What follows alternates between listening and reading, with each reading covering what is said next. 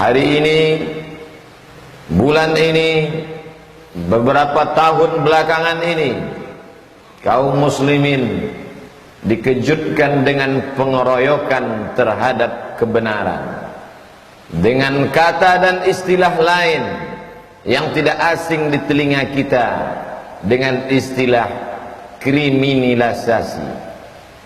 Orang dikriminalkan, yang baik dikatakan sebagai perampok, pengkhianat dikatakan sebagai orang yang benar dan jujur. Tapi sebenarnya bagi orang-orang yang membaca Al-Quran, maka ini bukanlah sesuatu hal yang baru. Ini sudah lama terjadi.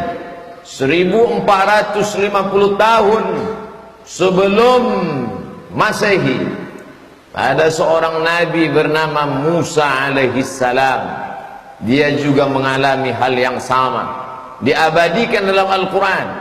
Inna fir'auna wa hamana wa junudahuma.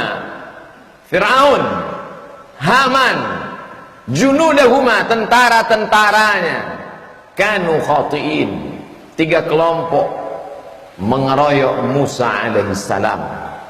Bagi orang beriman, ini bukanlah cerita baru. Hari berganti, musim berubah, dunia tetap itu juga. Isinya tak lain adalah Fir'aun, penguasa yang zalim. Haman, orang cerdas, tapi kecerdasannya untuk menjilat Fir'aun. Haman, orang yang diberikan akal sempurna, tapi akalnya bukan untuk mengabdikan diri kepada Allah, tapi untuk mengikutkan hawa nafsu, mendapatkan segenggam dunia dari Fir'aun. Di bawah mereka berdua, wa junudahuma, tentara-tentara Fir'aun, semuanya dikatakan Allah sama, kanu khati'in, mereka orang-orang yang bersalah.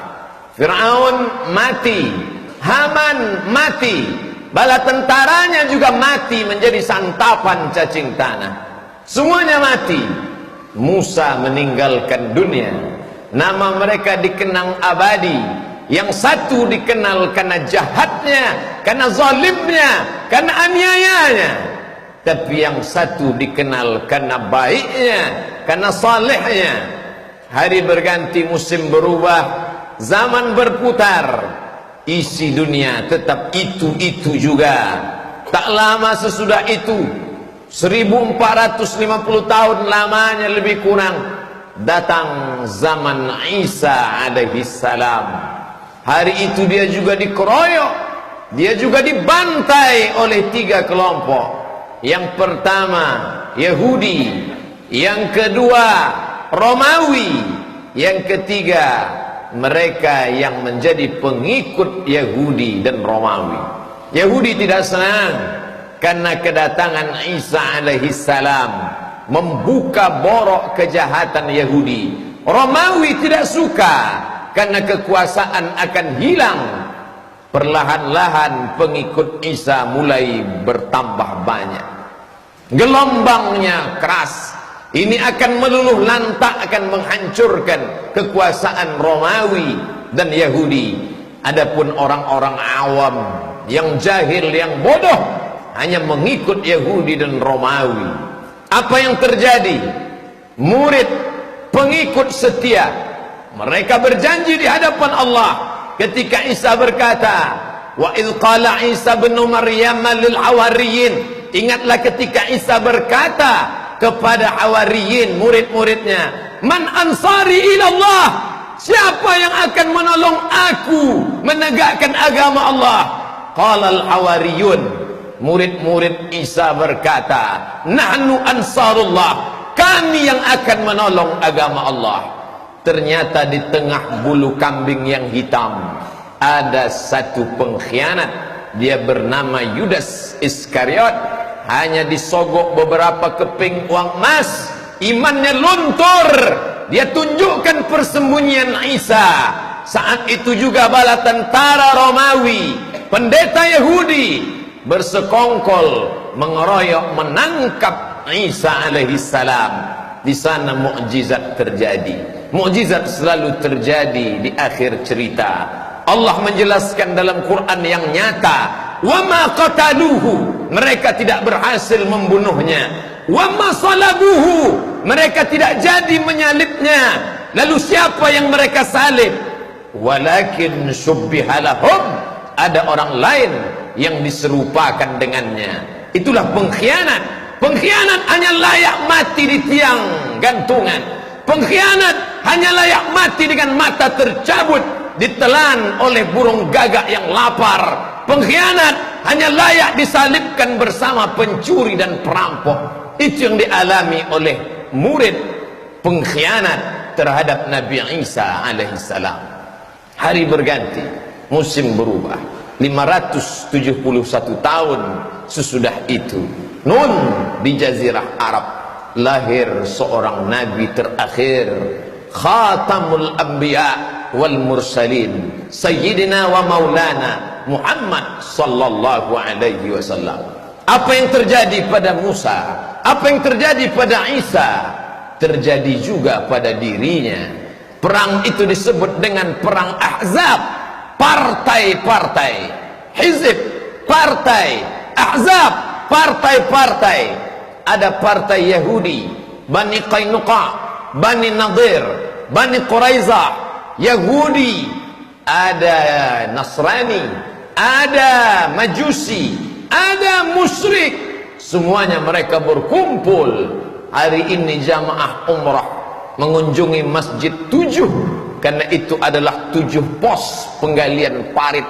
Parit bahasa Arab Khandaq, disebut dengan perang Khandaq karena Sayyidina Salman Al-Farisi bertanya kepada Nabi, ya Rasulullah, apakah turun wahyu bagaimana strategi menghadapi partai-partai ini? Nabi mengatakan tidak ada. Izinkan aku mengeluarkan pendapat. Kami di Persia menghadapi musuh dengan menggali parit yang lebar. Baiklah Salman, Nabi memerintahkan sahabat, tapi Nabi juga ikut mengangkat. Di sanalah Syekh Safiur Rahman Al-Mubarak Furi menceritakan bagaimana mata sahabat Nabi melihat perut baginda yang basah karena keringat bercampur dengan tanah liat karena mereka menggali parit bersama Sayyidul Anbiya wal Mursalin Muhammad sallallahu alaihi wasallam. Hari berganti, musim berubah. Mereka mengeroyok kebenaran. Iyamsaskum qarhun faqad massal qauma qarhum mithluh. Kalau itu terjadi padamu ya Muhammad, maka ingatlah itu juga pernah terjadi pada Isa, itu juga pernah terjadi pada Musa. Jangan kau takut, jangan kau sedih, karena dunia silih berganti, zaman berubah. 1438 Hijriah. Berakhirkah kisah pengeroyokan terhadap kebenaran? Nabi sudah berakhir, tapi ada pelanjut para nabi. Al-ulama warasatul anbiya, ulama yang mengamalkan ilmunya, ulama yang menyuarakan kebenaran. Ulama dikeroyok, ulama dihabisi, difitnah dengan istilah komando jihad. Siapa yang berkhutbah menyinggung kekuasaan, ini anggota komando jihad, tangkap, habisi, penjarakan. Buya Hamka dengan lantang datang, dia pukul meja itu dengan keras. Tidak ada komando jihad, ini fitnah terhadap ulama. Kalau memang ada komando jihad, akulah orangnya, kata Buya Hamka. Marah luar biasa karena Allah. Hamka yang lembut dan santun, Hamka yang baik, hatinya lunak karena Allah. Tapi ketika kebenaran dikebiri, dikriminalisasi, saat itu dia marah, dia pukul meja sampai pecinya jatuh. Itulah sakit terakhir Buya Hamka menjelang kematiannya. Tidak ada komando jihad. Hari ini 36 tahun, 37 tahun, hampir 40 tahun setelah kepergian engkau, wahai Haji Abdul Malik Karim Amrullah, apakah yang kau alami dulu tidak lagi terulang? Kau sudah menghadap Allah, tapi kami hamba-hamba Allah yang memikul peran para nabi dan rasul menyuarakan kebenaran. Hari ini penerusmu itu difitnah juga seperti yang kau alami dulu. Gentarkah mereka? Tidak. Takutkah mereka? Tidak. Karena takut mereka sudah habis untuk takut sakratul maut. Takut mereka sudah habis karena takut akan menghadapi malaikat mungkar dan nakir. Takut mereka sudah habis karena mereka akan takut menghadapi azab Allah subhanahu wa ta'ala. Ala inna awliya Allah, ketahuilah orang-orang yang menolong agama Allah, la khaufun alaihim, mereka tak ada rasa takut, walahum yahzanun, mereka tak ada rasa sedih. Man arafat dunya hanat alaih, siapa yang tahu dunia maka ringan dunia ini di pandangan matanya. Dunia ini tak lebih daripada satu sayap nyamuk. Dunia ini tak lebih daripada satu tetesan air di tengah samudra yang luas. Masukkan telunjukmu di tengah samudra, lalu angkat ke atas. Falyanzur bima yarji, pandang ujung telunjukmu baik-baik. Apa yang kau lihat? Setetes. Hanya karena setetes itukah kau jual imanmu? Hanya karena setetes itukah kau gadaikan keyakinanmu? Hanya karena itukah kau takut menghadap dunia, lalu kau hilangkan ketakutan menghadap Allah? Mereka yang memperjuangkan agama Allah tak pernah takut sedikit pun. Ala inna awliya Allah, ala inna awliya Allah, ketahuilah mereka yang menolong agama Allah, Allah yang sudah mencabutkan rasa takut itu karena perjuangan mereka. Lahir menjadi orang Melayu bukan pilihan, itu pilihan Allah. Lahir menjadi Cina bukan pilihan, itu pilihan Allah. Tapi memilih antara hak dan batil, Allah berikan telinga, Allah kasih mata, Allah pinjamkan kuasa, Allah kasih tenaga. Pakailah untuk memilah dan memilih. Inna sam'a, pendengaran, wal basar, penglihatan, wal fuad, hati dan pikiran, kullu ulaika kana anhu mas'ula, semua akan disoal, semua akan ditanya. Kemana engkau berpihak wahai saudara? Dulu orang bingung memilih mana hak mana batil, tapi hari ini begitu nyata dan jelas. Dulu orang akan berkata ini peristiwa terjadi non jauh di sana, kami tidak mendapat informasi. Hari ini terbetik berita di Pulau Jawa sampai ke mata dan telinga, semua akan ditanya. Inna sam'a, pendengaranmu, wal basar, penglihatanmu, wal fuad, hati dan otakmu, kullu ulaika kana anhu mas'ula, kau akan disoal, kau akan ditanya di hadapan Allah. Kemana kau berpihak, kemana kau memilih? Wa nafsi wa ma sawwaha, demi jiwa dan penciptaannya, fa alhamaha fujuraha wa taqwaha, ada jalan fujur, ada jalan takwa. Qad aflaha man zakkaha, beruntunglah orang yang mensucikan diri, memilih jalan yang hak. Tapi pemilihan yang benar perlu pengorbanan yang panjang. Saat ini orang berkelahi dengan ayah kandungnya. Apakah itu tak pernah dialami oleh Abu Bakar Siddiq? 8 tahun lamanya berpisah dengan Abu Quhafah, ayah yang tua renta, buta, tak dapat melihat. 8 tahun tak memandang wajah ayah, sampai pada akhirnya Amul Fath, tahun ke-8 pembebasan kota Makkah. Disitulah Abu Quhafah bersyahadat, asyhadu an la ilaha illallah wa asyhadu anna Muhammadan Rasulullah. Hari ini orang berkelahi dengan anak kandungnya gara-gara pilihan yang berbeda. Lalu sakitkah kita? Kurangkah kesakitan itu tidak dirasakan sahabat yang dulu? Abu Salamah berpisah dengan anaknya, Suhaib Ar-Rumi berkelahi dengan mertuanya. Sakitkah kita? Lebih sakit lagi mereka. Hidup adalah as-sira' bainal haqqi wal batil. Hari ini kita memilih, dan setiap pilihan pasti ada resikonya.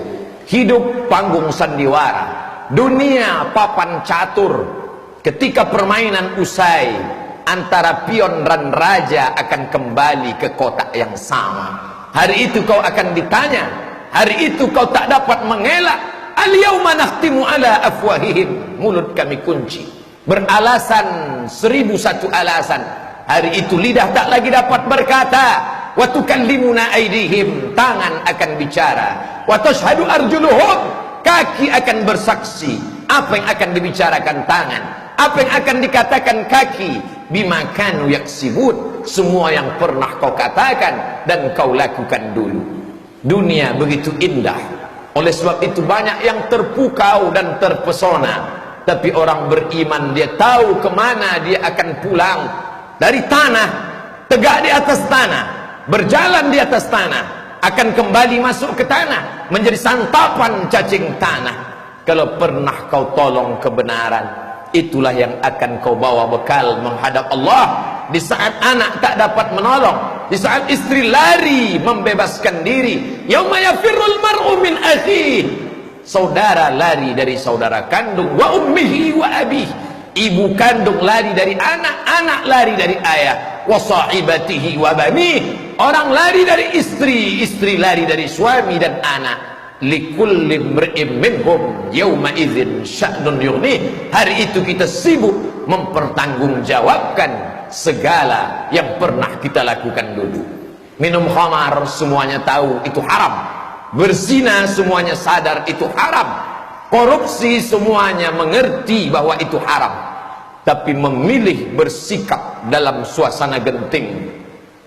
Beribu alasan terucapkan, tapi hatimu tak dapat kau dustai, nalurimu tak dapat kau bohongi. Mahaka fi sadrika, hatimu terasa sempit ketika kau khianati dia. Oleh sebab itu istafti qalbak, tanya hatiku. Wa in aftakal muftun, 1000 orang memberi fatwa, tapi kau bertanya kepada hatimu yang tak dapat kau dustai, bahwa kau memilih jalan